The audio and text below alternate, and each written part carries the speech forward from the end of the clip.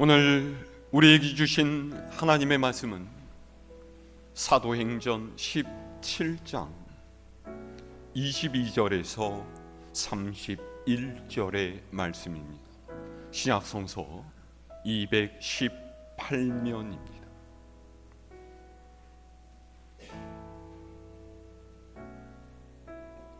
봉독하겠습니다.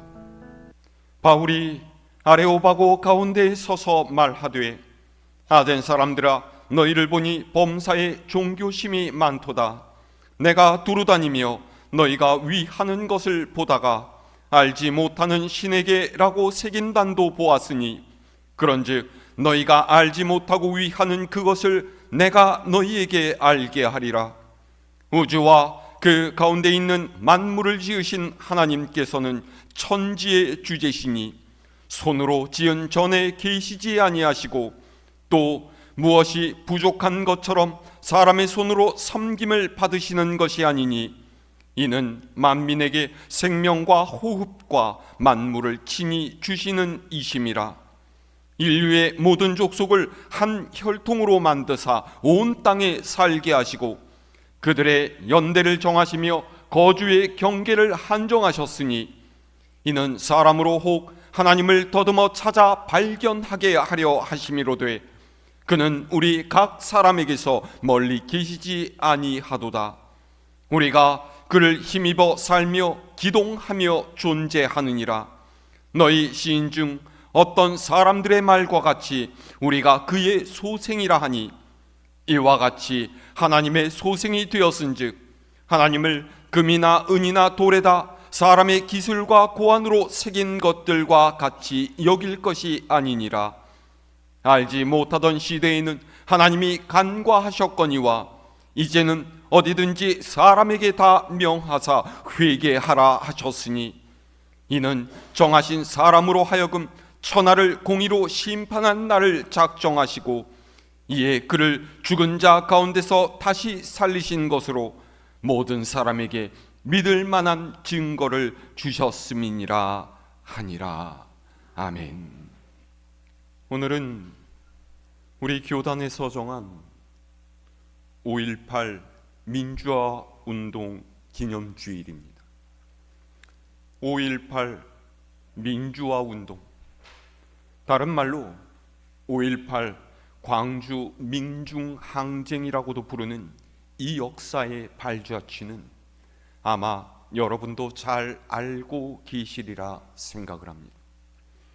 몇 년 전에 이때의 참상을 그려낸 택시 운전사라는 영화가 개봉해서 세간에 큰 화제를 불러일으키기도 했었는데요, 그때 당시를 여러분도 함께 살아오셨지 않습니까? 한번 지난 기억을 더듬어 보시면서 오늘 설교를 들어보시기를 바랍니다.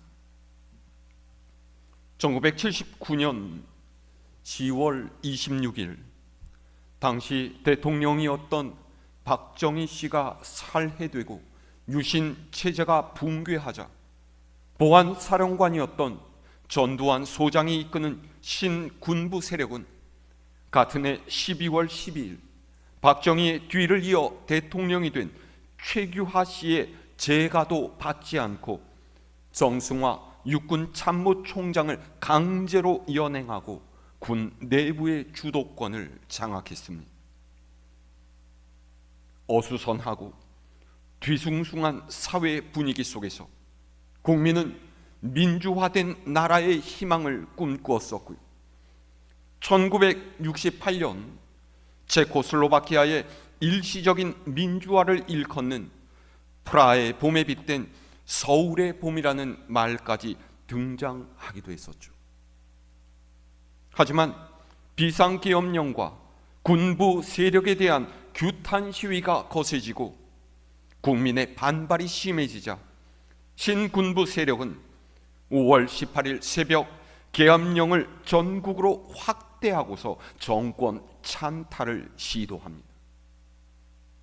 국회를 무력으로 봉쇄하고 헌법 정치를 중단시켰으며 김대중 전 대통령을 비롯한 정치인 26명과 교수, 학생, 재하 인사 600여 명을 잡아들였어요. 그리고 공수부대와 보병 사단을 광주로 보냈죠. 그렇게 민주주의를 총칼로 말살하려는 독재 세력과 맞선 광주의 싸움이 시작되었습니다.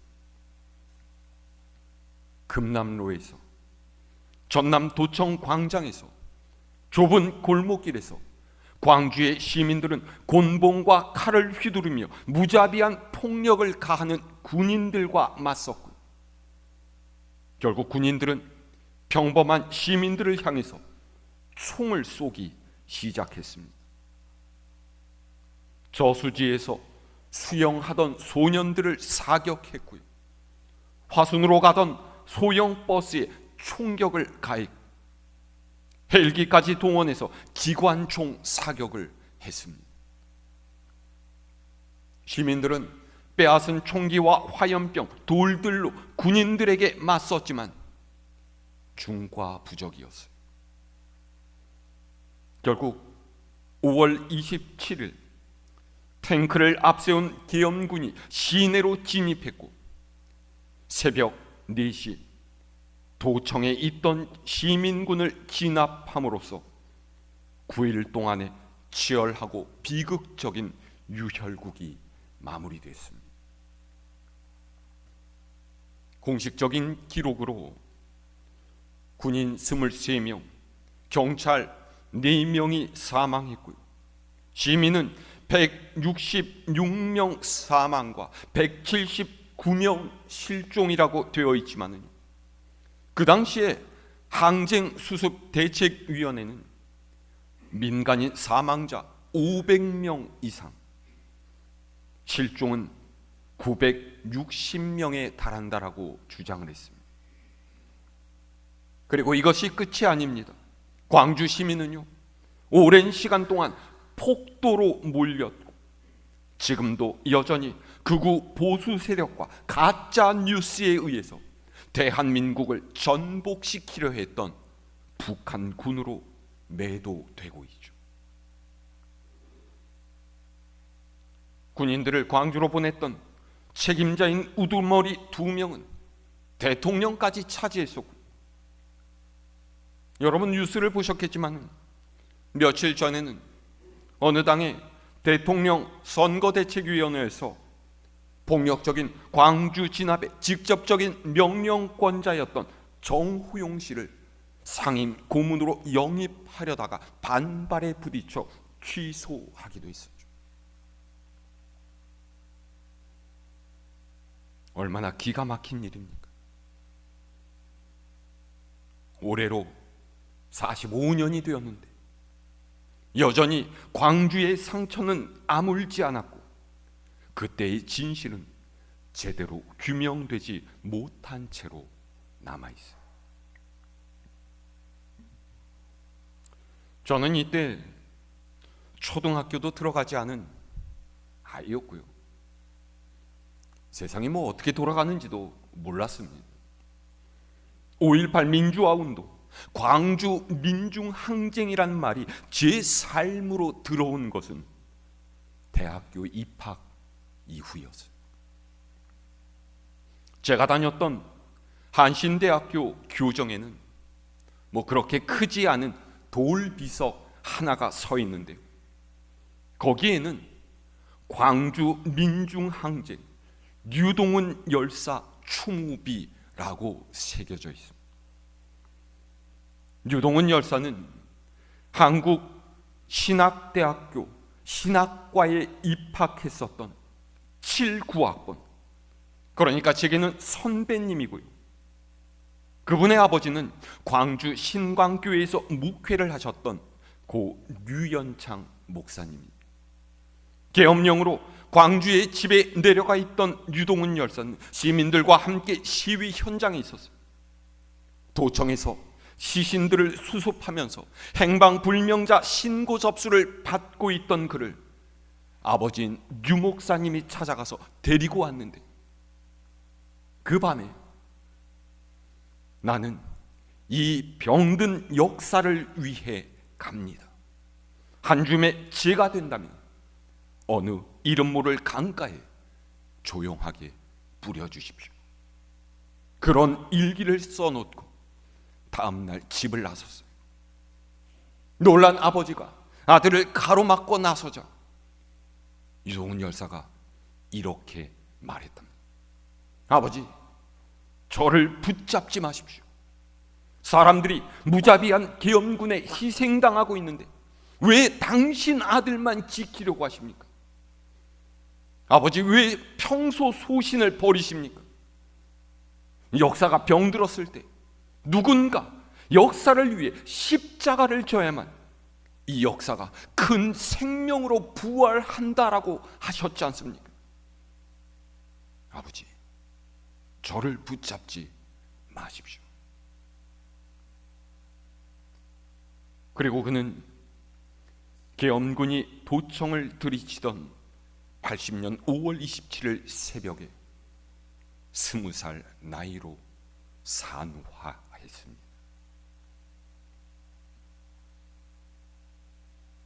그런데 이때 한국교회는 어땠을까요?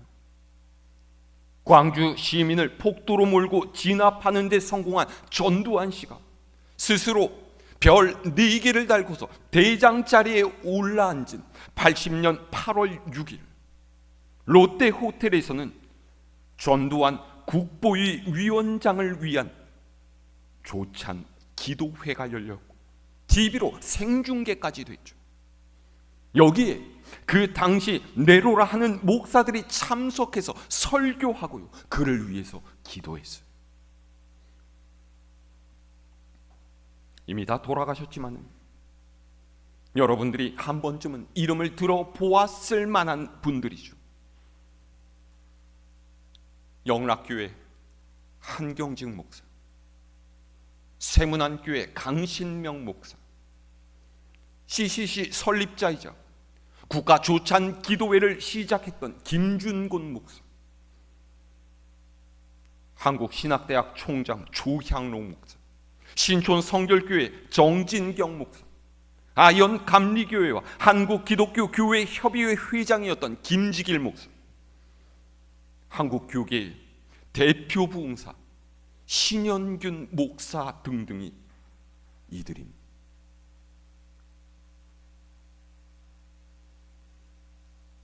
얼마나 부끄러운 일입니까? 하나님의 뜻을 분별하지 못하는 믿음으로 교회가 권력에 기대고 세상의 힘을 빌려서 발전하려고 한 이 어리석은 시도가 사람을 죽이고 그 핏값으로 권력을 차지한 범죄자를 축복하는 이런 부끄러움으로 드러난 거예요. 믿는 이는 이웃을 사랑해야 하고 긍휼과 자비로 다른 이를 대해야 하지만 죄악은 거부하고 불의에는 마땅히 화를 내며 항거해야만 합니다. 그렇지 않으면 하나님의 정의는 세워질 수 없고 하나님의 나라는 이루어질 수 없기 때문이에요.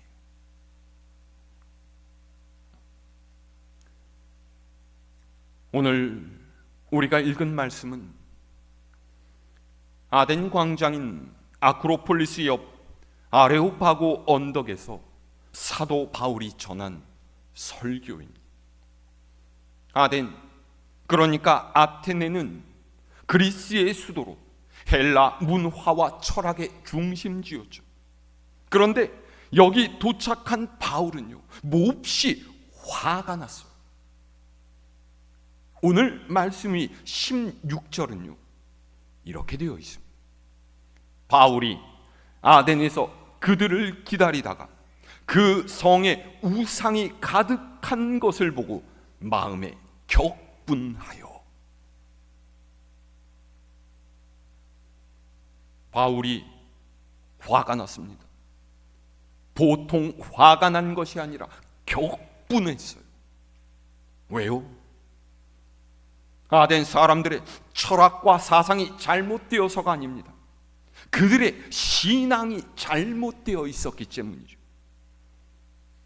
여러분, 율법으로는 대학자인 가말리엘의 문화에서 교육을 받았고요, 또 헬라파 유대인인 아버지를 둔 덕분에 학문적으로 높은 경지에 이르렀던 사람이 바울이에요. 헬라적인 환경에서 자라났기에 토론에 익숙하기도 했죠. 그래서요, 오늘날 예술하면 파리를 떠올리고 패션하면 밀라노를 생각하는 것처럼 바울은 아덴이라는 도시에 기대감을 갖고 있었고요, 언젠가 기회가 된다면 꼭 한번 가보기를 원했던 그런 도시였을 거예요. 그런데 막상 바울이 아덴에 도착해 보니까 자신이 생각한 것과는 크게 달랐습니다. 아마 바울은 지적인 능력이 뛰어나고 철학적으로 생각하는 사람들, 문화와 예술의 선두주자를 다투어도 아덴이라면 여느 곳과는 다를 거라는 낭만적인 선입견을 가졌었는지도 몰라요. 그런데 실제로 아덴에 도착해 보니까 어떻습니까? 온성의 우상천지인 거죠. 그의 기대가 산산이 부서졌어요. 마음이 상했습니다. 그래서 분노가 끌어올랐죠. 이 분노는 거룩을 향한 분노입니다. 거룩을 향한 분노는 하나님의 영광이 가리워질 때, 진리가 왜곡될 때에 일어나요. 그러니까 영광을 받으셔야 할 하나님이 아닌 세상의 다른 것이 하나님의 자리를 차지하고 하나님의 뜻이 굽어질 때 믿는 사람들의 마음에 일어나는 분노가 바로 거룩을 향한 분노라는 거예요.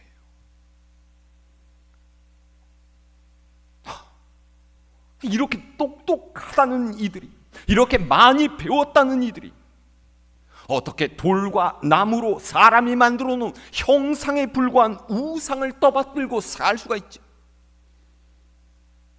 이런 헛짓거리를 하면서 무슨 철학이니 사상이니 하면서 떠들고 있단 말인가?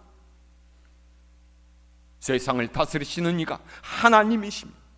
예수 그리스도께서 구세주인 것을 알지 못한 채 사람이 만들어낸 잡신을 섬기고 있는 사람들에게서 뭘 바랄 수가 있단 말입니다. 그런 거예요. 그래서 그는 아레오바고 언덕에 서서 사람들에게 복음을 전하기 시작했어요. 자, 우리 22절에서 23절의 말씀 읽어볼까요? 시작. 바울이 아레오바고 가운데 서서 말하되, 아덴 사람들아, 너희를 보니 범사에 종교심이 많도다. 내가 두루다니며 너희가 위하는 것들을 보다가 알지 못하는 신에게라고 새긴 단도 보았으니, 그런즉 너희가 알지 못하고 위하는 그것을 내가 너희에게 알게 하리라. 아멘. 바울은 온 성에 우상과 그들을 섬기는 신전이 가득한 이 아덴 사람들 모습을 보고 종교심이 많다라고 표현했어요. 이 말은 모인 사람들의 비위를 맞추어져서 자신의 이야기를 듣게 하려는 시도였지만은요, 사실은 아덴 사람들을 비꼬고 있는 말이에요. 23절에서 바울이 뭐라고 합니까? 내가 보니까 알지 못하는 신에게 라는 제단까지 있더라. 야, 이게 무슨 우스운 일이냐? 정체를 알 수 없는 신을 섬긴다라는 것이 뭐 말이나 되느냐? 내가 너희에게 진짜로 예배 드려야 할 분이 누구인지, 참된 진리가 무엇인지를 가르쳐 주겠다, 이런 말이에요. 바울이 전하는 진리가 무엇입니까? 자, 24절에서 27절의 말씀. 시작. 우주와 그 가운데 있는 만물을 지으신 하나님께서는 천지의 주제시니 손으로 지은 전에 계시지 아니하시고 또 무엇이 부족한 것처럼 사람의 손으로 섬김을 받으시는 것이 아니니 이는 만민에게 생명과 호흡과 만물을 친히 주시는 이심이라. 인류의 모든 족속을 한 혈통으로 만드사 온 땅에 살게 하시고 그들의 연대를 정하시며 거주의 경계를 한정하셨으니 이는 사람으로 혹 하나님을 더듬어 찾아 발견하게 하려 하심이로되 그는 우리 각 사람에게서 멀리 계시지 아니하도다. 아멘. 바울은 하나님께서 온 우주와 만물을 지은 창조주이시며 세상의 통치자이심을 이야기합니다. 사람의 손으로 지은 전에 갇혀 계시지 않을 뿐 아니라 무엇이 부족해서 사람의 손으로 섬겨야 할 만큼 빈한한 분이 아니라는 거예요. 오히려 그분은 우리에게 생명과 호흡을 주시고 우리의 삶을 주관하시는 분이시다라는 것이죠. 그렇습니다. 우리가 하나님을 섬기는 것은요, 그분을 위해서 무슨 일을 해드려야 한다라는 것이 아니에요. 우리가 하나님을 예배하고 섬기는 것은요, 그렇게 해서 우리가 믿음으로 살게 되고 하나님의 은혜 가운데 살아갈 수 있기 때문이에요. 그로써 우리가 이 땅에서 평안과 복을 누릴 수 있기 때문이고 장차 천국에서 누리게 될 영생을 바라볼 수 있기 때문인 거죠. 자, 바울의 이야기 조금 더 들어볼까요? 28절에서 29절 말씀. 시작. 우리가 그를 힘입어 살며 기동하며 존재하느니라. 너희 시인 중 어떤 사람들의 말과 같이 우리가 그의 소생이라 하니 이와 같이 하나님의 소생이 되었은즉 하나님을 금이나 은이나 돌에다 사람의 기술과 고안으로 새긴 것들과 같이 여길 것이 아니니라. 아멘. 바울이 말하는 것이 무엇입니까? 너희가 인간은 신으로부터 나온 존재라고 이야기하듯이 사람은 하나님께로부터 창조되었기 때문에 그분을 떠나서는 살 수 없다라는 거예요. 그분의 소유로, 그분의 뜻대로 살아가는 것이 사람의 마땅한 본분이라는 것이죠. 그러니 너희가 지금 믿고 있는 금이나 은, 돌에다 새겨놓은 우상처럼 여길 뿐이 아니라는 것입니다. 그리고 결론이 이 다음에 말씀입니다. 자, 30절에서 31절입니다. 시작. 알지 못하던 시대에는 하나님이 간과하셨거니와 이제는 어디든지 사람에게 다 명하사 회개하라 하셨으니 이는 정하신 사람으로 하여금 천하를 공의로 심판할 날을 작정하시고 이에 그를 죽은 자 가운데서 다시 살리신 것으로 모든 사람에게 믿을 만한 증거를 주셨음이니라 하니라. 아멘. 하나님을 모르는 때는 하나님께서 너희가 우상을 섬기며 헛된 것에 빠져 사는 것을 허물지 않으셨지만은 이제 너희가 알게 되었다라는 거죠. 예수 그리스도를 다시 살리셔서 너희가 믿을 만한 증거를 주셨다라는 거예요. 그걸 알았으면 회개하라는 거죠. 너희의 소속을 바꾸라는 것이고요, 어물쩡하게 있지 말고 삶의 방향을 돌이키라는 거예요. 여러분, 회개가 무엇입니까?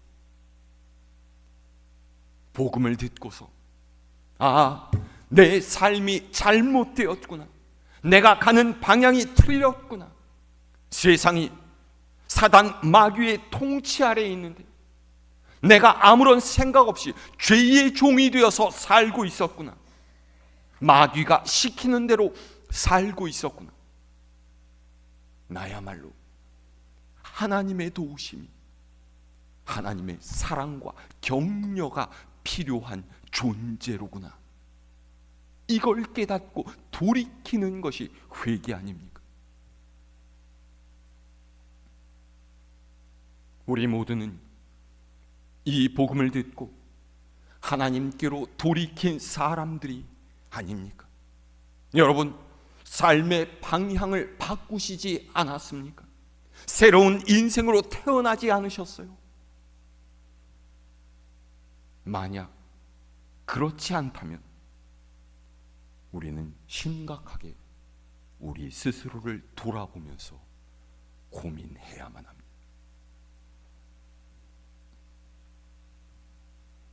보세요. 세상은 여전히 아덴과 같습니다. 똑똑한 척하고 잘난 척하지만 헛된 우상을 쫓으며 죄악 가운데 살아가고 있어요. 이 시대의 사람들에게 가장 큰 불행은요, 돈이 없는 것도 아니고 결혼하지 못하고 가정을 이루지 못한 것도 아니에요. 자랑할 만한 권세나 명예가 없는 것도 아닙니다. 있다가도 없고 없다가도 생기는 그런 것들은요, 행복을 가늠하는 척도가 될 수 없어요. 가장 불행한 사람, 하나님을 알지 못하는 사람입니다. 복음을 듣고서도 그 복음을 받아들일 가슴이 없는 사람, 믿음이 없는 사람이 가장 불행한 사람이죠. 하나님께서 세상을 만드시고 다스리시며 생명을 주관하시는데 그걸 자기 힘으로 하고 있다라고 생각하면서 알지 못하는 그 무엇에게 절하며 사는 인생,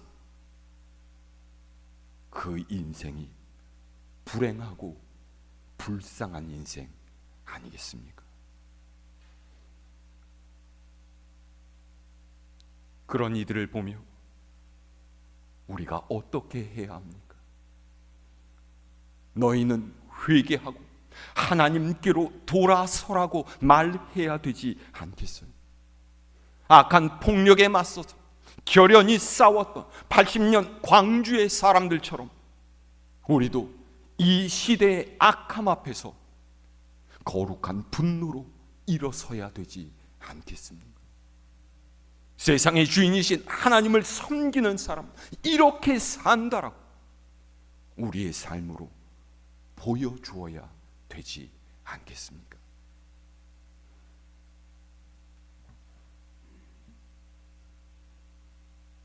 여러분 모두가 진실로 그렇게 하실 수 있기를 바랍니다.